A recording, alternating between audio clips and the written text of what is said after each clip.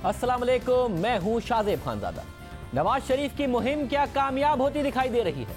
जो कुछ लोधरा में हुआ, क्या वो 2018 के आम इंतखाबात की तरफ इशारा कर रहा है कि वहां क्या होगा? नाअहली के बाद जो बयानिया नवाज शरीफ ने दिया लोधरा के इंतखाबी नताइज से, तो ये लग रहा है कि वो अवाम में मकबूल हो रहा है। नवाज शरीफ कामयाबी के साथ खुद को मजलूम साबित कर रहे हैं, डिस्क्वालीफाई हो गए हैं, नैब में मुकदमात चल रहे हैं, मगर उसके साथ ही जो बयानिया दे रहे हैं, क्या लोधरा के इंतखाबात उस बात के अक्कास हैं कि अवाम उस बयानिए को मान रही है? नवाज शरीफ की नाअहली क्या इमरान खान को महंगी पड़ रही है?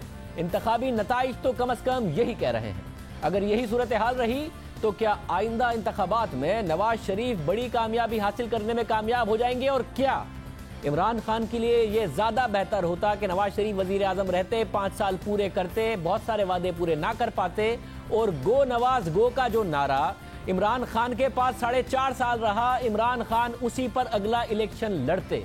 अब जबकि 4.5 साल बाद वो नारा नहीं है, तो नवाज शरीफ हुकूमत में भी हैं और अपोजिशन में होते हुए अपने साथ होने वाली ज्यादती का नारा लगा रहे हैं, मगर इमरान खान गो नवाज गो के नारे के बाद कुछ नया नहीं दिखा पा रहे हैं। लोधरा में N154 का ज़िमनी इंतखाब कई हवालों से अहम रहा।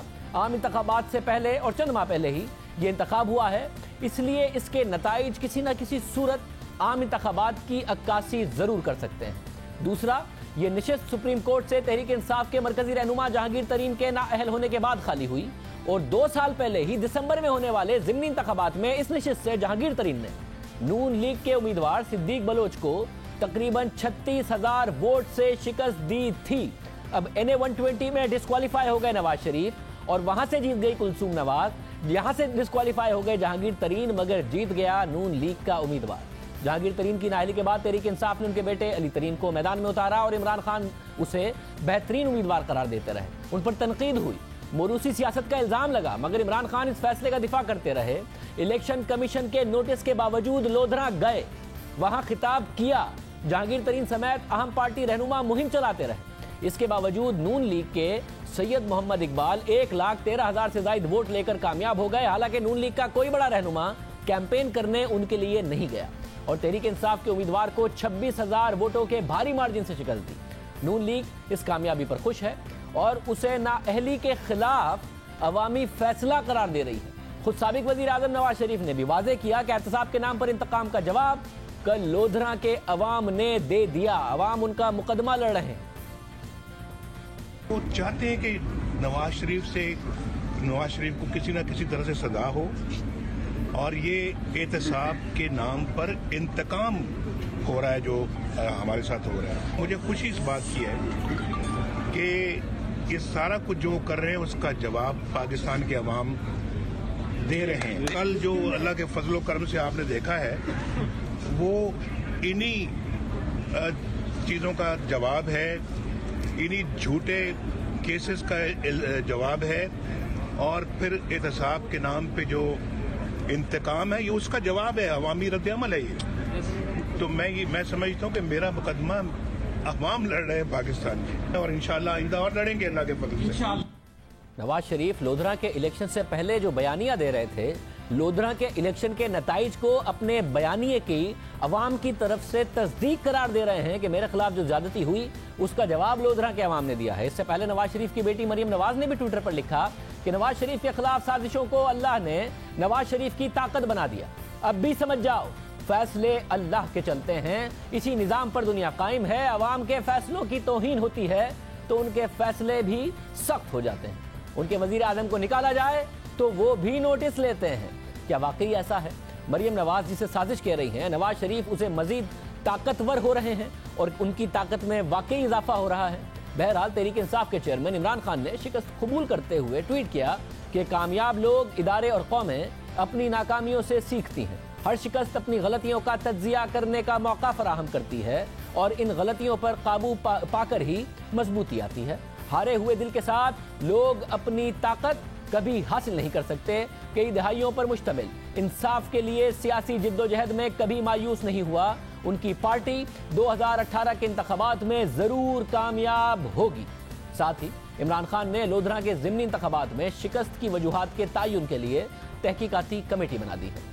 बहरहाल ये कोई पहली शिकस्त नहीं है। इससे पहले नवाज शरीफ की नाअहली के बाद होने वाले एक के सिवा बाकी इंतखाबात में नून लीग ही कामयाब हुई है और हर इंतखाब के बाद ये कहती रही कि ये वाज़ेह हो रहा है कि अवाम ने नवाज शरीफ की नाअहली को मुस्तरद कर दिया। मगर लोधरा के इलेक्शन में जहां कैंपेन भी नहीं की और भारी मार्जिन से जहांगीर तरीन के बेटे हारे इमरान खान की कैंपेन करने के बावजूद, तो उसके बाद नून लीग ज्यादा जोर देकर यह बात कह रही है। इस साल के आगाज में 10 जनवरी को होने वाले चकवाल में सूबाई असेंबली के निशिस्त पर ज़िमनी इंतखाबात में नून लीग का उम्मीदवार कामयाब हुआ। मुस्लिम लीग नून के उम्मीदवार हैदर सुल्तान ने 75,000 से ज्यादा वोट लिए, जबकि तहरीक इंसाफ के उम्मीदवार तारिक फजल 46,000 वोट ले सके। इसी तरह NA4 पेशावर के ज़िमनी इलेक्शन में तहरीक इंसाफ के उम्मीदवार ने वाज़ेह अक्सरियत से कामयाबी हासिल की। मगर नवाज शरीफ की नाअहली के बाद होने वाले पहले ज़िमनी इलेक्शन में NA120 लाहौर की निशिस्त पर नून लीग आसानी से कामयाब हो गई थी। इन तीनों ज़िमनी इंतखाबात में जो पार्टी पहले कामयाब थी वही कामयाब हुई, लेकिन लोधरा का इलेक्शन यूं अहम है कि ये निशिस्त तहरीक इंसाफ के पास थी और नून लीग ने कम बैक किया। इसलिए भी अहम है कि 2013 के इलेक्शन में नून लीग यहां दूसरे नंबर पर भी नहीं आई थी और अब 1 लाख से ज्यादा वोट ले गई है और PTI से ये निशिस्त वापस ले ली है। बहरहाल ज़िमनी इंतखाबात के नताइज तो एक तरफ, नून लीग के लिए आइंदा इंतखाबात की रुकावटें एक एक करके दूर हो रही हैं। इंतखाबात से पहले अमूमन जो फिजा अपोजिशन के हक में होती है, वो फिजा इस वक्त हुकूमत के हक में दिखाई दे रही है। नवाज शरीफ की जमात मरकज में और पंजाब में हुकूमत में है, लेकिन वो अपोजिशन में भी है और नवाज शरीफ की डिस्क्वालिफिकेशन ने ये दोनों तरह की सियासत करने का उन्हें मौका फराहम कर दिया है और इकामा के ऊपर जो उनकी डिस्क्वालिफिकेशन हुई उससे उन्हें फ़ायदा हो रहा है कि हुकूमत भी कर रहे हैं, साथ ही अपोजिशन भी कर रहे हैं। इंतखाबात से पहले कोई बड़ी अवामी तहरीक या एहतजाज होता भी नहीं दिखाई दे रहा। हालांकि खदशा ये जाहिर किया गया था कि हुकूमत के लिए सेनेट इंतखाबात कराना मुश्किल हो जाएगा, जनवरी में ही हुकूमत हार मान लेगी, मगर ऐसा नहीं हुआ। सानेह मॉडल टाउन पर बाकी नजफी रिपोर्ट सामने आने के बाद उठने वाला सियासी तूफान भी थम गया है और मुल्क की 2 बड़ी सियासी जमातें ताहिरुल कादरी की सरबराही में बैठी और उनका साथ दिया। मगर 17 जनवरी के जलसे के बाद हुकूमत मुखालिफ ये इत्तेहाद खत्म हो गया। ताहिरुल कादरी ने एतराफ़ किया कि 17 जनवरी के एहतजाज को नजर लग गई और सियासी जमातों में इख्तिलाफात बढ़ गए और फिर ताहिरुल कादरी मुल्क से चले गए। ताहिरुल कादरी को सड़कों पर लड़ने के बाद तो में लड़ने का ऐलान करके 1 फरवरी को खामोशी से बैरून मुल्क चले गए। यूं बड़ी एहतजाजी तहरीक खामोशी से दम तोड़ गई। साथ ही खत्म नबूवत के मामले पर इस्तीफों की तहरीक भी शहबाज शरीफ की एक मुलाकात के बाद ठंडी हो गई। ना सिर्फ एहतजाज रुक गया, बल्कि एहतजाजी तहरीक के सरबराह पीर हमीदुद्दीन सियालवी के भतीजे निजामुद्दीन सियालवी ने वाज़ेह किया कि बाज़ खुफिया ताकतों ने उनके एहतजाज को हाईजैक करने की कोशिश की। इस एतराफ़ के बाद ये मामला भी फिल वक्त पहले जैसा खतरनाक नहीं रहा। बाई इलेक्शंस में कामयाबी, सियालवी साहब पीछे हट गए, ताहिरुल कादरी मुल्क से चले गए, नून लीग के लिए अचानक फिजा अच्छी नजर आती है। ये क्या हो रहा है? शेख रशीद अहमद साहब सरबराह अवामी मुस्लिम लीग जो खुद भी लोधरा गए थे, जलसे से खिताब किया था इमरान खान के साथ, हमारे साथ मौजूद हैं। शेख साहब बहुत शुक्रिया। शेख साहब ये क्या हुआ लोधरा में? क्या नवाज शरीफ का नाअहल होना पड़ना था नून लीग को महंगा? क्या तहरीक इंसाफ को महंगा पड़ रहा है? इमरान खान को महंगा पड़ रहा है? Back to back byelection जीत रहे हैं, ये क्या हो रहा है?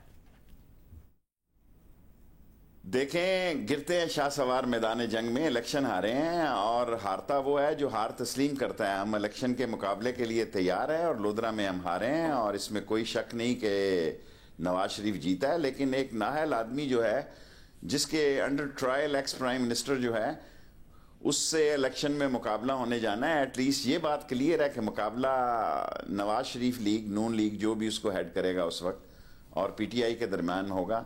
और लोधरा में पीपल्स पार्टी ने 2-3 हज़ार वोट लिए। इसका मतलब ये है कि जनूबी पंजाब में भी पीपल्स पार्टी इतने किसी मुकाबले के लिए तैयार नहीं होगी। मगर शेख साहब चकवाल का बात होता है, नून लीग जीतती है, कुलसूम नवाज साहिबा डिस्क्वालीफाई होती हैं, तो नवाज शरीफ साहब डिस्क्वालीफाई होते हैं तो कुलसूम नवाज साहिबा जीतती है NA120 में। मगर जहांगीर तरीन साहब 2 साल पहले 40,000 वोट लेके जीते हैं। कैंपेन इमरान खान ने की है, नून लीग ने कोई कैंपेन नहीं की। वहां क्या हुआ? ये शेर सवार आपकी साइड से क्यों गिर रहे हैं सारे? देखिए, मैं पहले ही सोच रहा था कि आपने यही सवाल करने हैं। मैं हौसला करके आपके कैमरे के आगे आया हूँ और मुझे पूरा यकीन था कि आप जियो जो है ना, लोधरा के इलेक्शन की कैंपेन का एक हिस्सा बनाएंगे मेरे इंटरव्यू को। हम हार गए भाई, और आपको कह रहे हैं मुकाबला करेंगे इंशाअल्लाह ताला। और मैं सारी खफगियाँ सहता हूँ आपकी खातिर, और मैं उन खफगियों को सहते हुए ये कहना चाहता हूँ, الٹیمیٹلی انشاءاللہ تعالی عوام جیتیں گے اور مقابلہ کرے گی پی ٹی آئی۔ شیخ صاحب، اس بات پر تو آپ کی کرنی پڑے گی کہ ظاہر ہے ایک ایسا انتخاب ہارنے کے بعد کہ جب لوگ منہ چھپاتے پھر رہے ہیں، آپ کو ہم نے بلایا، آپ بالکل آئے ہیں، اس بات میں کوئی شک نہیں ہے، مگر کیمپین کیا بنانی ہے شیخ صاحب؟ اب یہ تو نہیں کہہ سکتے کہ لودھرا میں تحریک انصاف جیت گئی، ہاری ہے تو ہاری ہے، عمران خان صاحب گئے تھے تو گئے تھے، تو سوال تو بنے گا، اس لیے میں جاننا چاہ رہا ہوں کیونکہ آپ خود بھی جلسے میں گئے تھے، تو انہیں علی ترین کو کیا ٹکٹ نہیں دینا چاہیے تھا عمران خان کو؟ یہ مسئلہ بن گیا۔ کیمپین ٹھیک نہیں کی انہوں نے، یہ مسئلہ بن گیا۔ لوگ کہہ رہے ہیں جنرل الیکشن کو ریفلیکٹ کر رہے ہیں یہ انتخابات، کیا آپ کو لگتا ہے جنرل الیکشن کا کچھ اور نتیجہ ہوگا؟ یہ محض ایک بائی الیکشن تھا؟ دیکھیں، جنرل الیکشن کی ہوا کچھ اور ہے، لیکن یہ سیٹ پی ٹی آئی کو جیتنی چاہیے تھی۔ اس میں کیا بنا، میں لودھرا کی گراؤنڈ، کیونکہ میں ترین کے ہی گھر ٹھہرا اور وہیں سے جہاز میں اترا اور وہیں اسی گھر سے جلسہ گاہ میں گیا اور جلسہ گاہ کر کے واپس آ گیا۔ گراؤنڈ ریالٹی کی مجھے پوزیشن نہیں ہے، لیکن میں تسلیم کرتا ہوں کہ نون لیگ جیتی ہے اور کسی کی جیت کا اعتراف نہ کرنا بھی بزدلی ہے، لیکن میں ایک بات کہتا ہوں، مقابلہ کریں گے، ہارنے والے ہار ماننے والے نہیں ہیں، اور انشاءاللہ تعالی جب بھی موقع ملا آپ ہمیں کریڈٹ دیں کہ ہم اور عمران خان مقابلے میں کھڑے، اگر ہم بھی نہ ہوں تو پھر کیا بنے گا اس ملک کا؟ کوئی آواز نہیں ہوگی عوام کی۔ باقی ووٹ دینا اور جیتنا اور ہارنا یہ دریاؤں کے رخ ہیں، اس میں رکاوٹیں آتی ہیں، بعض کا دریا اپنا راستہ بدل لیتے ہیں، بعض کا رکاوٹوں کو بہا کے لے جاتے ہیں، بعض کا رکاوٹیں دریاؤں کو روک لیتی ہیں۔ سو ہم اس سلسلے میں اور اس روانی میں ہم کھڑے ہوئے ہیں اور انشاءاللہ تعالیٰ کھڑے رہیں گے۔ رشید صاحب، مگر اس دفعہ کی جو دوسرا والا مسئلہ ہے وہاں پر بھی بڑے دعوے تھے، ایک تھا طاہر القادری صاحب کا، سیالوی صاحب کا خطرہ تھا وہ بھی ٹل گیا، طاہر القادری صاحب کا بھی خطرہ تھا وہ بھی ٹل گیا، طاہر القادری صاحب اپنا سامان پیک کر کے چلے گئے ملک سے، تو یہاں سے بھی بچ گئی نون لیگ۔ جتنے دعوے تھے لودھرا کے علاوہ جو دوسرا عوامی موومنٹ کا دعویٰ تھا وہ بھی فارغ ہو گیا۔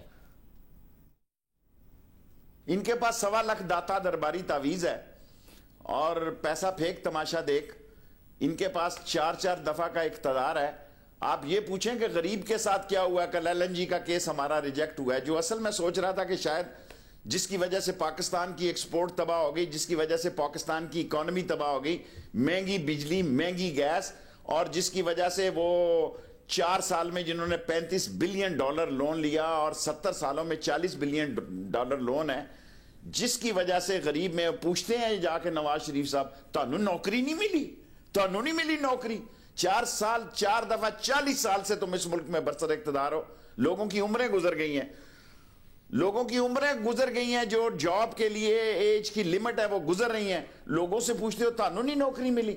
تباہ و برباد کر دیا اس ملک کا معاشی نظام، اور پھر وہ چور اور ڈاکو جو بھاگ کے جاتے ہیں وہاں اسپتالوں میں لیٹتے ہیں، نامینیشن ڈالنے کے لیے جعلی دستخط بھی قبول ہے۔ یہ وہی جعلی دستخط ہیں جو مریم بی بی نے بھی کیے تھے، یہ وہی ڈاکو بینیفیشری سرٹیفکیٹ ہیں جعلی اسٹام کے جو مریم صاحبہ نے بھی دیے تھے۔ یہ وہ چور اور ڈاکو اور لٹیرے ہیں، اگر عوام ان کو لانا چاہتی ہے تو ہم کیا کر سکتے ہیں؟ مطلب آپ نے اس کیس کا بھی ذکر کر دیا، ان کی قیادت آپ نے ذکر کر دیا، میں تو باقی چیزوں کی بات کر رہا تھا کہ جس میں بچ گئی نون لیگ، اس میں بھی بچ گئی، حدیبیہ میں شریف خاندان بچ گیا، خاص طور سے شہباز شریف صاحب بچ گئے۔ ایل این جی کیس کو آپ نے کہا تھا، آپ بڑے پوزیٹیو تھے، میں جا رہا ہوں سپریم کورٹ، وزیر اعظم کی ڈسکوالیفیکیشن تک آپ پہنچ گئے تھے اور سپریم کورٹ نے انٹرٹین نہیں کیا۔ انہوں نے کہا یہ ماضی والی جو ریکوڈک کا معاملہ تھا اور اسٹیل مل کا معاملہ تھا، اس تسلسل کو ہم آگے نہیں بڑھا سکتے، یہاں بھی بچ گئی نون لیگ۔ دیکھیں، اب بچنا یا نہ بچنا ایک بات کی بات ہے، بچ تو وہ حدیبیہ میں بھی میرے کیس میں گئے ہیں، لیکن جہاں ہم نے تڑکا لگانا تھا پاناما میں لگایا، وہاں پی ٹی آئی نہیں آ رہی تھی، عمران خان آیا میرے ساتھ، اور یہاں ایل این جی میں نہیں آئی۔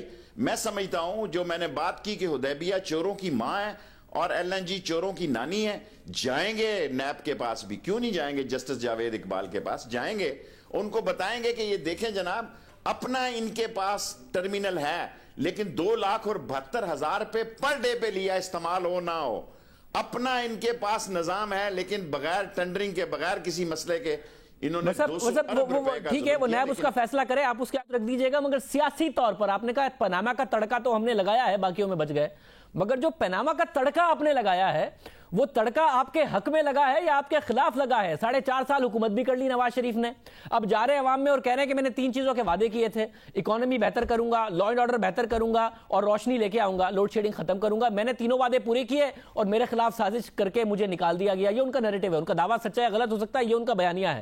عمران خان کے پاس 4.5 سال ایک ہی بات تھی، گو نواز گو، اور وہ مسلسل جب سے نواز شریف گئے ہیں وہ گو نواز گو کے بعد نیا نعرہ نہیں لا پا رہے. تو جو تڑکا تھا یہ آپ کے خلاف لگائے یا آپ کے حق میں لگائے؟ Back to back byelection ہارے ہیں. لودھرا میں اتنی لیڈ تھی، جہانگیر ترین صاحب کا بیٹا ہار گیا ہے، تو آپ لوگوں کا چانس زیادہ بہتر نہیں تھا اگر نواز شریف 5 سال پورے کر لیتے؟ اور یہ بے روزگاری اور ساری باتیں آپ کر رہے ہیں اس کے خلاف الیکشن لڑتے اور گو نواز گو کے نعرے پہ.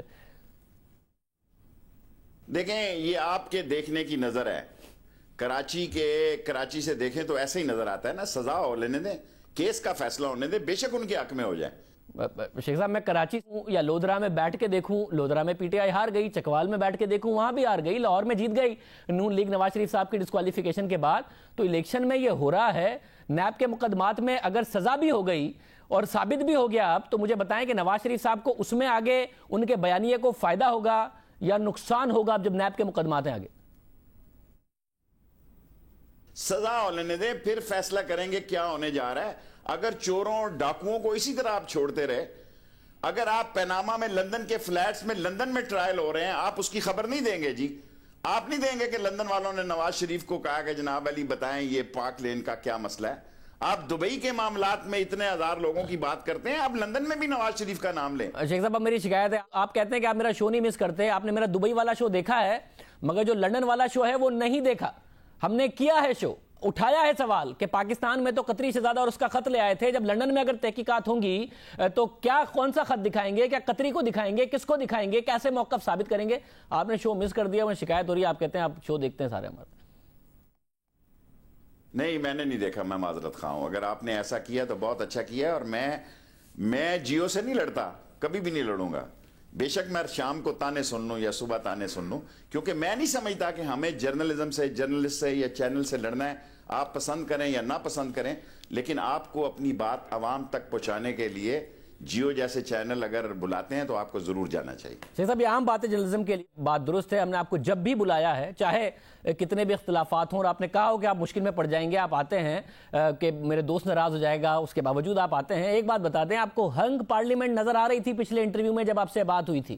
تحریک انصاف اور نون لیگ کا اب آپ کو کیا چانس دکھتا ہے؟ کیا نون لیگ کا چانس ہے کہ وہ الیکشن جیت ہی نہ جائے؟ یہ جو back to back by elections ہوئے ہیں اور بہت زیادہ مارجن سے نہ جیت جائے، جو کہ اب دعویٰ کر رہے ہیں وہ کہ عوام ہمارے ساتھ کھڑے ہو گئے.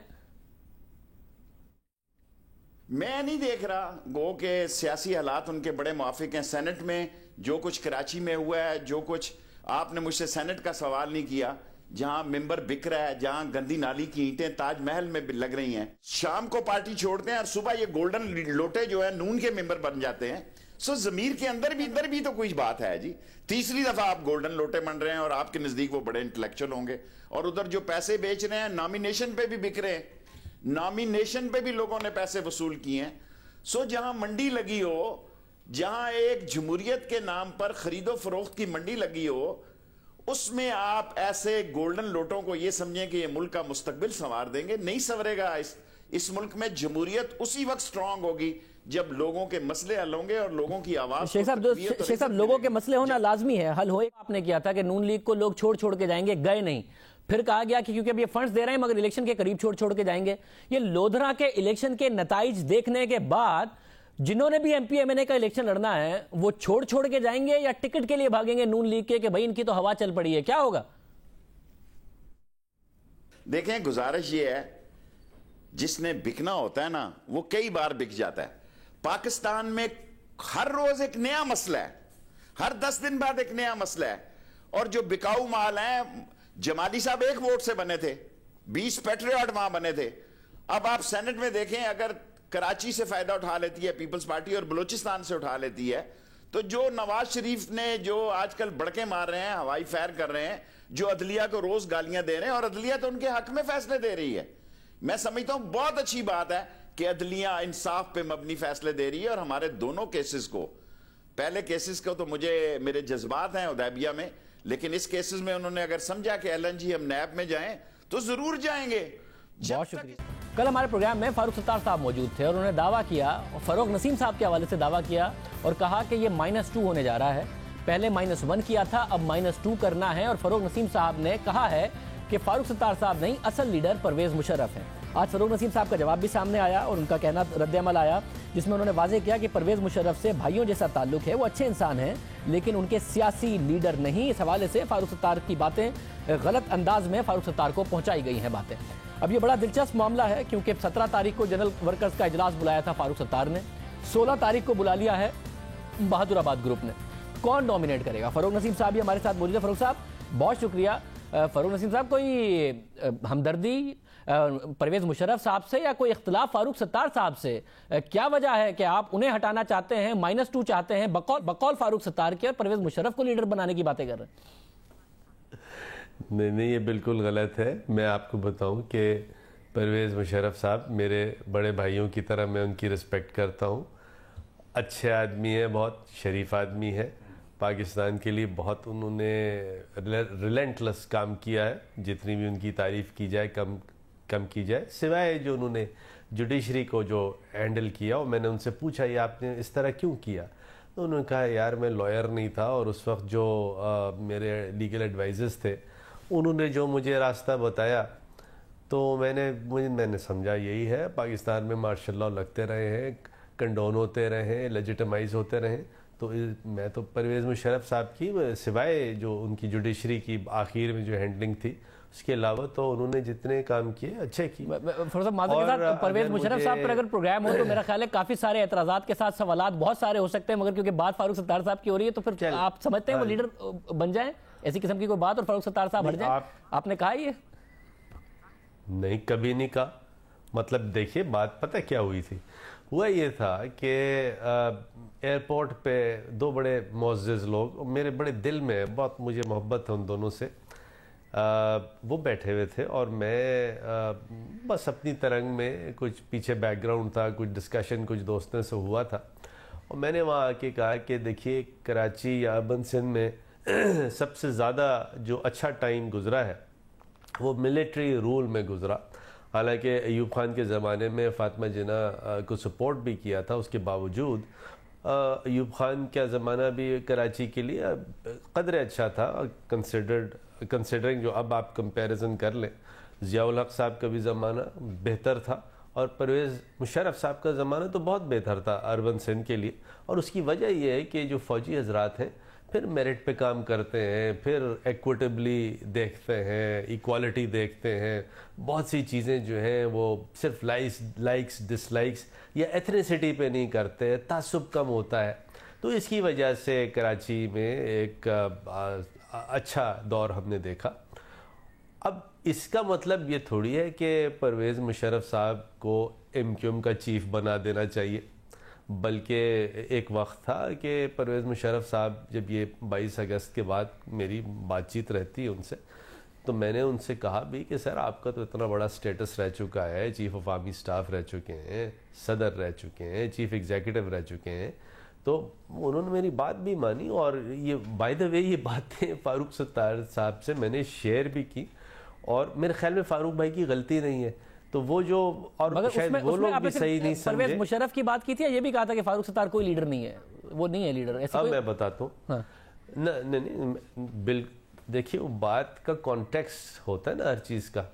بات کا کانٹیکسٹ یہ تھا کہ جو ملٹری رول ہے اس کی بات کی، اور پھر کچھ تنقید MQM پر، ہم خود آپس میں MQM کے لوگ بیٹھے ہوئے آپس میں ہم تنقید کر رہے ہیں کہ ایسا نہیں ہونا چاہیے، ویسا ہونا چاہیے، لوگوں کو مزید امپاور کرنا چاہیے، اور ہم کو آگے جا کے لوگوں کی خدمت کرنی چاہیے، غریبوں کی جماعت ہے، فیوڈلز کے ہم خلاف کھڑے ہیں، اس قسم کی باتیں جس کو شاید وہ لوگ شاید سمجھے نہیں، اور انہوں نے جا کے فاروق بھائی کو یہ بتا دیا۔ اچھا فاروق بھائی میرا روزانہ ان سے ریلیشن شپ، ہر روز کا اٹھنا بیٹھنا، ان کو اگر یہ بات پتہ لگی کہ میں نے ان سے کی تھی تو ایک مجھے فون کرتے، روز میرے پاس آ رہے ہیں، میں ان سے مل رہا ہوں، ذکر کر دیتے، تو میں ان کو اگر کلیریفائی کر دیتا تو یہ یہاں اس طرح بات نہیں جاتی کہ ان کے ذہن میں اس قسم کا مسٹرسٹ یا ڈسٹرسٹ ہوتا۔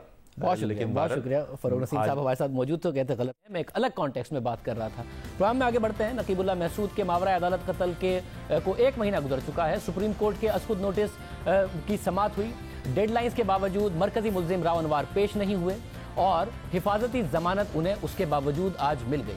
सुप्रीम कोर्ट ने पुलिस को राव अनवर को गिरफ्तार करने से रोक दिया, लेकिन राव अनवर की अदम गिरफ्तारी की वजह से अब सवाल उठ रहे हैं कि क्या राव अनवर इदारों से भी बालातर हो चुके हैं? क्या तहकीकात राव अनवर की ख्वाहिश के मुताबिक होगी? क्या गिरफ्तारी होगी तो उनकी मर्जी के मुताबिक होगी? नकीबुल्लाह कत्ल केस में जो पेशरफ सामने आ रही है वो ना सिर्फ हैरानकुन है, बल्कि अब इदारों की सलाहियतों पर भी संगीन सवालात उठ रहे हैं।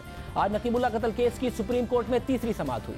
समाअत के आगाज में ही आईजी सिंध एडी ख्वाजा ने हसास इदारों की रिपोर्ट और अपना तफसीली जवाब अदालत में जमा कराया, जिसके बाद आईजी सिंध ने अदालत में मौक़िफ़ अख्तियार किया कि मुल्जिम राव अनवर व्हाट्सएप का इस्तेमाल कर रहे हैं, जिसकी वजह से उनकी लोकेशन का पता नहीं चल रहा। चीफ जस्टिस ने कहा कि सिंध पुलिस की तमाम बातों के मुताबिक नतीजा सिफर है। हर बार वक्त दिया जाता है, लेकिन लगता है कि हमें राव अनवर को पकड़ना पड़ेगा।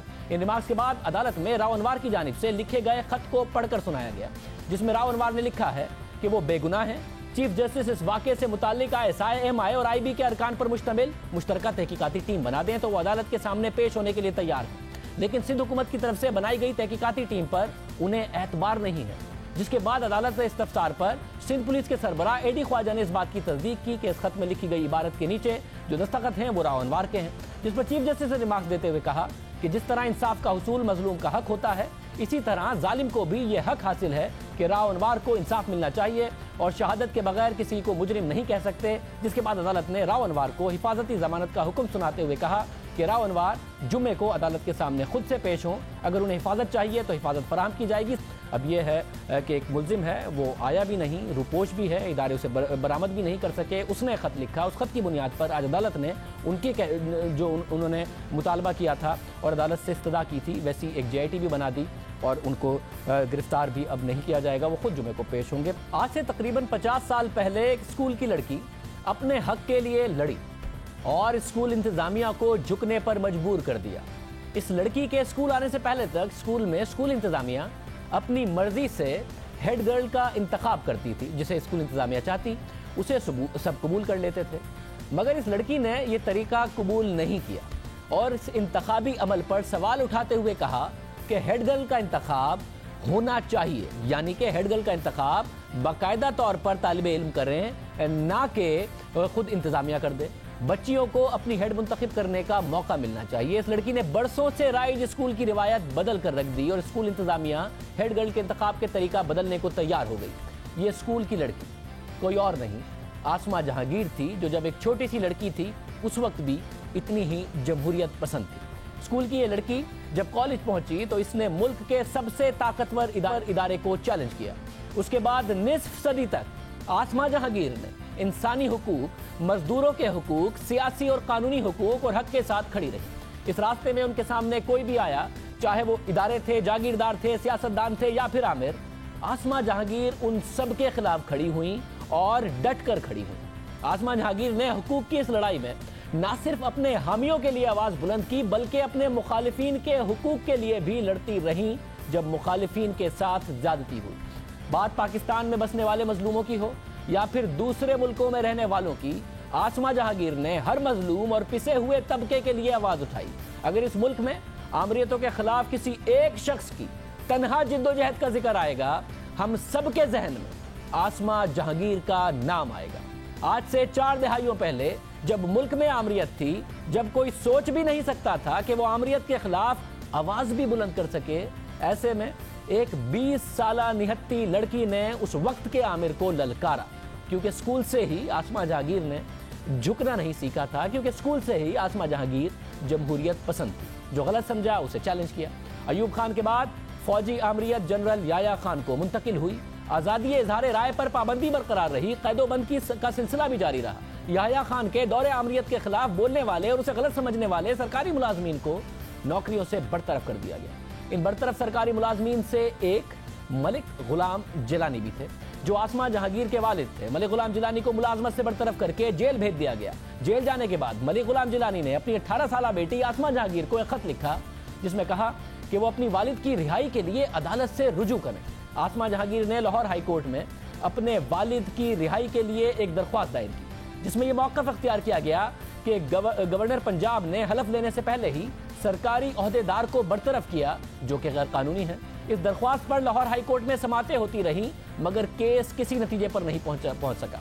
मगर जब 1972 में जनरल याह्या की आमरीत का खात्मा हुआ तो अदालत ने आसमा जहांगीर की दरख्वास्त पर उनके हक में फैसला दे दिया और याह्या खान की हुकूमत को ही गैर कानूनी और गासिब करार दे दिया। ये केस पाकिस्तान की तारीख का सबसे अहम केस बना, बाद में जमहूरियत के लिए जिद्दोजहद करने वालों के लिए मिसाल बना।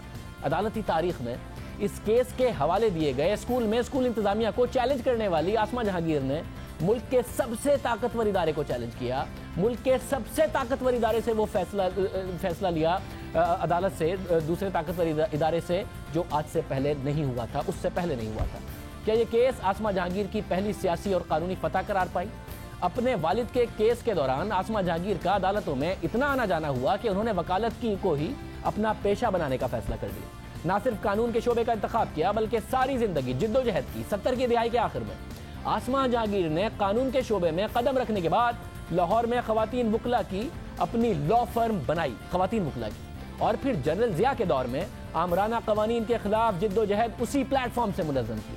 फिर वुमेन एक्शन फोरम कायम किया और जनरल याह्या के खिलाफ बोलने वाली आसमा जहांगीर जनरल जिया की आमरीत के दौर में खामोश नहीं रही। फरवरी 1983 में आसमा जहांगीर और उनकी बहन हिना जिलानी ने जनरल जिया के खिलाफ एहतजाज में हिस्सा लिया और हुकूमत मुखालिफ भरपूर मुहिम चलाई। आसमा जहांगीर का दफ्तर जनरल जिया के खिलाफ एहतजाज का मरकज बन गया, जिसमें गिरफ्तारियों से बचने के लिए वकला पनाह लेते रहे। इस दौरान आसमा जहांगीर कई बार तशद्दुद का निशाना भी बनी, मगर झुकी नहीं, पीछे हटी नहीं। आसमा जहांगीर को ज़ियाउल हक की हुकूमत के खिलाफ एहतजाज और बहाली जमहूरियत तहरीक का हिस्सा बनने के जुर्म में 1983 में जेल भेज दिया गया।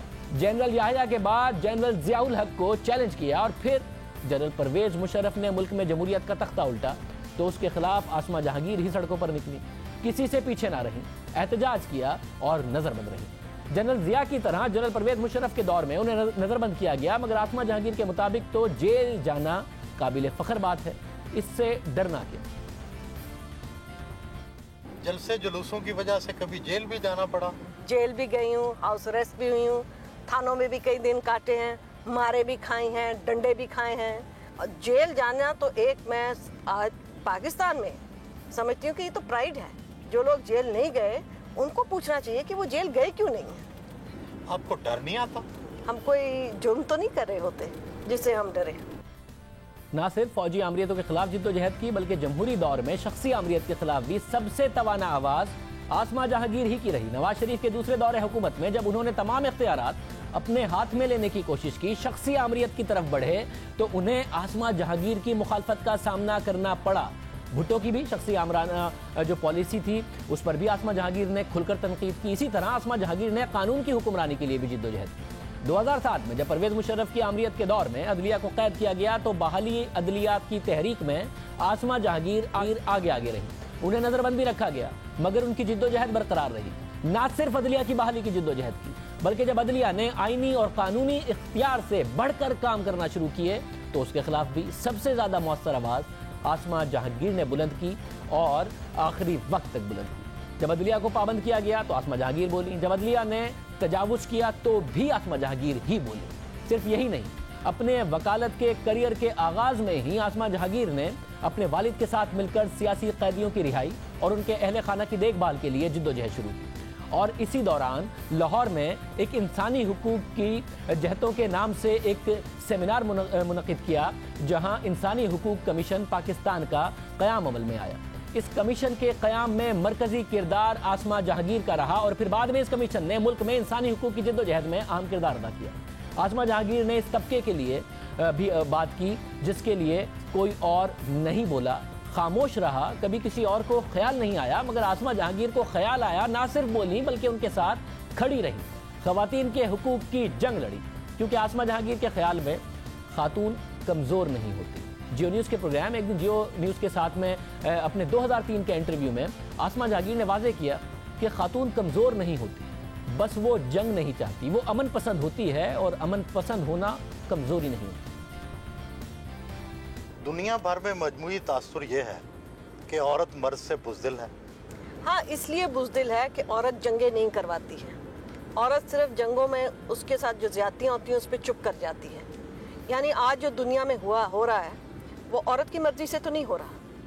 औरत बुज़दिल नहीं है, औरत जो है वो खून खराबा नहीं देखना चाहती है, वो अमन पसंद है। अगर अमन पसंद लोग बुज़दिल हैं तो मेरा ख्याल है औरतें भी फिर बुज़दिल हैं। बुज़दिली की बात ना करें, मैंने मसलन यूनाइटेड नेशंस में काम करके देखा है, बॉस्निया में मैं गई हूँ, ईस्ट तिमोर में मैं गई हूँ, कॉन्गो में मैं गई हूँ, और मैंने जो औरतों की बहादुरी देखी है वो एक और किस्म की बहादुरी होती है। जहाँ मर्द नहीं बात कर सकता वो खड़े होकर सही बात करती है।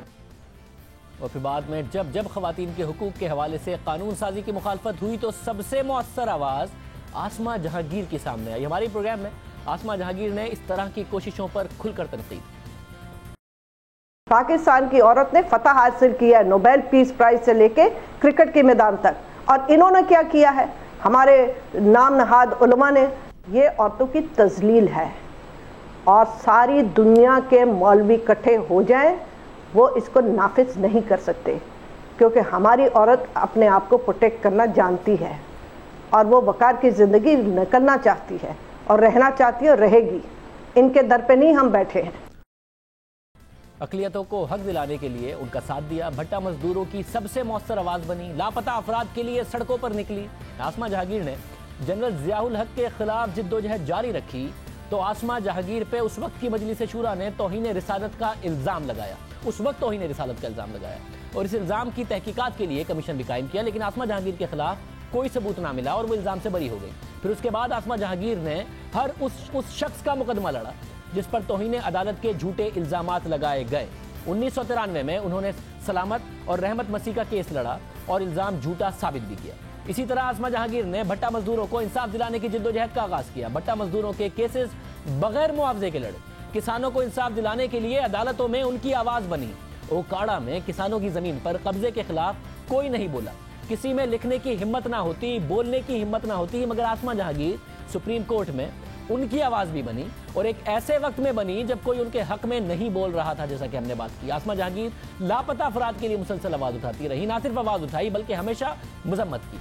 जब बलोचिस्तान में लोग लापता हुए तो भी कहा कि पख्तून ख्वा से लापता हुए, तब आवाज उठाई। जब कराची से लोग लापता किए गए आसमा तब भी चुप नहीं रही। सोशल मीडिया एक्टिविस्ट जब गायब हुए तब भी उनका यही मौक़िफ़ रहा कि लोगों को गायब ना किया जाए। अगर किसी ने जुर्म किया है तो उसे कानून के मुताबिक सजा दी जाए। हालांकि उन पर तनकीद भी होती रही, फिर भी बिना किसी खौफ के, बिना किसी झिझक के वो निशानदही करती रही, आवाज़ उठाती रही। लापता अफराद बलूचिस्तान के हों या फिर मुल्क के दीगर इलाकों से हों, आसमा जहांगीर उनके हक के लिए बोली और खुलकर बोली। उसके बाद कहना कि जी वो ट्रेटर से, ट्रेटर हम हैं क्योंकि हम उन्हें नहीं साथ रखना चाहते। हम किस तरह किसी को साथ रखें? हम कहें हम आपकी गैस भी लेंगे, हम आपका तेल भी लेंगे, हम वहाँ पे छावनियाँ भी बिठाएंगे और आपको हम हिस्सा भी नहीं देंगे। और ये मानी हुई बात है कि जो रॉयल्टी बलोचिस्तान को मिलती है गैस पे वो बहुत कम मिलती है बनिस्बत पंजाब और सिंध के। तो वो क्यों एक्सेप्ट करें? क्या वजह है कि वो एक्सेप्ट करें? हमने उनके साथ धोखे किए। 60 से तो पहले 60 पे जाती बात 58 की कि सारे सरदारों को कहा आप आ जाएं, रेबल्स को हम आपको एमनेस्टी देंगे। जब वो आगे तो कत्ल कर दिया उन्हें। तो आप मुझे बताएं कि कैसे, किस तरह ट्रस्ट होगा? यहाँ पे हमें कॉन्फिडेंस मेजर्स करने की जरूरत है। हमें बकायदा उनकी जो डिमांड्स हैं वो देखने की जरूरत है। और हमें कोई ये हम उनके ऊपर ये कहना कि हम उनके ऊपर मुसल्लत हैं, आफ्टर ऑल वो हमारी कॉलोनी तो नहीं है ना, वो हमारे साथ है। आसमा जहांगीर ही की शख्सियत थी कि जो माजी में उनका सख्त मुखालिफ रहा, जब उस पर बुरा वक्त आया तो आसमा जहांगीर ने उसकी के हक में आवाज़ बुलंद की। 2007 में अदलिया बहाली तहरीक के दौरान जब आसमा जहांगीर ने एमक्यूएम को तनकीद का निशाना बनाया तो एमक्यूएम ने आसमा जहांगीर को कड़ी तनकीद का निशाना बनाया, प्रोपेगेंडा किया। लेकिन 2015 में जब उस वक्त एमक्यूएम के बानी की तकरीर और बयानात नशर करने पर पाबंदी लगाई गई तो लाहौर में एमक्यूएम के बानी का मुकदमा लड़ने को कोई वकील तैयार ना हुआ। सिर्फ एक खातून वकील अदालत में खड़ी हुई और वो थी आसमा जहांगीर। वही आसमा जहांगीर जिसे एमक्यूएम शदीद तनकीद का निशाना बना के उनके खिलाफ प्रोपेगेंडा करती रही। इसी तरह जब पूरे मुल्क में गुड तालिबान और बैड तालिबान की बहस हो रही थी तो आसमा जहांगीर उन चंद आवाजों में से एक थी जिन्होंने साफ अल्फाज में कहा कि गुड एंड बैड तालिबान की बहस खत्म की जाए। जो गुड तालिबान और बैड तालिबान की रट को बंद किया जाए। आज हमारी इल्तिजा है सब सियासी पार्टियों से, सब मजहबी रहनुमाओं से, सब फौजी अक्सरी क़यादत से कि वो एक हक़ पाकिस्तान के बच्चों के लिए, पाकिस्तान के लोगों के लिए एक पॉलिसी बनाएं, बजाय इसके कि अपनी स्ट्रेटेजिक डेप्थ की पॉलिसी बनाए और पाकिस्तान को यहाँ पे कब्र खाना बनाए। बंद करे अपनी ये बातें। इसी तरह आसमा जहांगीर उन मुखालिफिन के केस भी लड़ती रहीं जो उन पर इल्जामात लगाते रहे। जहां सब जाने से डरते थे आसमा जहांगीर वहां भी जाती हैं। उनके एक पुराने साथी और human rights commission of Pakistan के रहनुमा आईए रहमान ने आसमा जहांगीर के बारे में बताया कि आसमा जहांगीर नवाब बुगटी से मिलने जा रही थी कि उनकी गाड़ी पर फायरिंग हुई। बाज लोगों ने सोचा कि वो आगे नहीं जाएंगी, लेकिन आसमा ने कहा कि आपकी गोलियां खत्म हो जाएंगी लेकिन मेरा सफर खत्म नहीं होगा। आसमा जहांगीर ने सिर्फ मुल्की मामलात पर नहीं बल्कि खित्ते के तनाज़ात पर, खासतौर पर आलमी तनाज़ात पर भी वो कहा जो दुरुस्त समझा और इंसानी हुकूक की आवाज़ बुलंद की। रोहिंग्या का मामला हो या फ़लस्तीन का, जहां इंसानी हुकूक की खिलाफ वर्जी हुई आसमा जहांगीर खुलकर बोली। मसला कश्मीर पर भी आसमा जहांगीर का मौक़िफ़ बिल्कुल वाज़ेह और दो टोक रहा। हिंदुस्तान का वजीर आजम चालाक और लूंबड़ है। जिस तरीके से उसने ये कहा कि मुझे बलोचिस्तान और गिलगित और बल्तिस्तान से लोगों के आए हैं पैगाम, उसने सिर्फ अटेंशन डाइवर्ट की।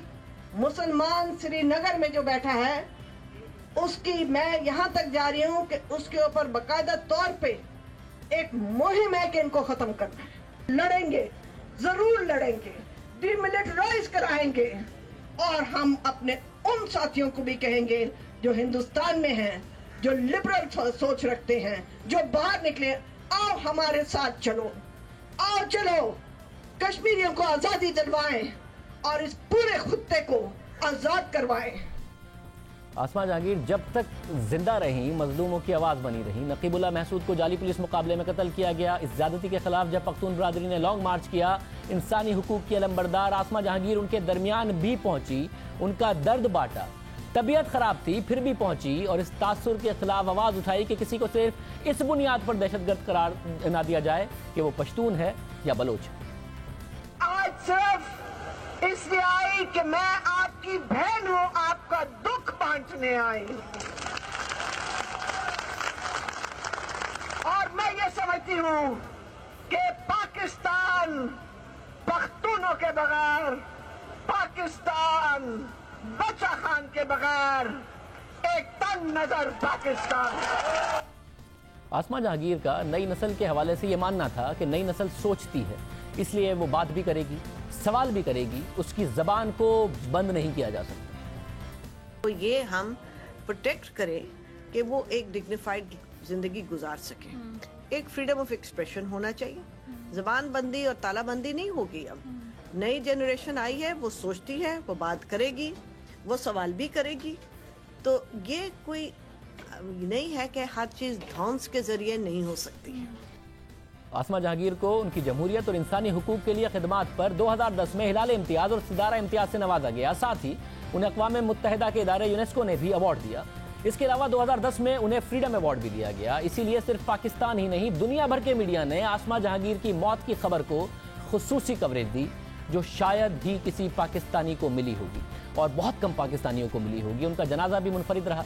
इस जनाजे में मर्द भी थे और ख़वातीन भी थीं, और ख़वातीन बाकायदा मौजूद थीं।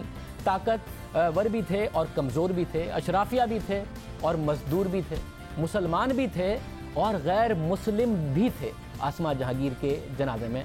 और यही आसमा जहांगीर की मिरास है। इस बात में कोई शक व शुबा नहीं कि पाकिस्तान में इंसानी हुकूक, जमहूरियत, आज़ादी इज़हार राय, कानून की बालादस्ती और एहतराम इंसानियत की सबसे मौसर आवाज़ खामोश हो गई। इस पूरे अरसे के दौरान आसमा जहांगीर शदीद तनकीद का सामना करती रहीं। उन पर गद्दारी के इल्ज़ामात लगाए गए, लेकिन हुब्बुल वतनी होती क्या है ये आसमा जहांगीर की ज़िंदगी को देख के नज़र आता है। इसकी सादा सी एक तारीफ़ है कि अपने मुल्क को बेहतर से बेहतर जगह बनाने के लिए जिद्दोजहद करना, ये हुब्बुल वतनी है। और इस तारीफ पर आसमा जहांगीर ना सिर्फ पूरी उतरती नजर आती हैं बल्कि दूसरों के लिए मिशले राह भी साबित होती हैं। अलविदा आसमा जहांगीर, शुक्रिया आसमा जहांगीर। इजाज़त दीजिए, अल्लाह हाफ़िज़।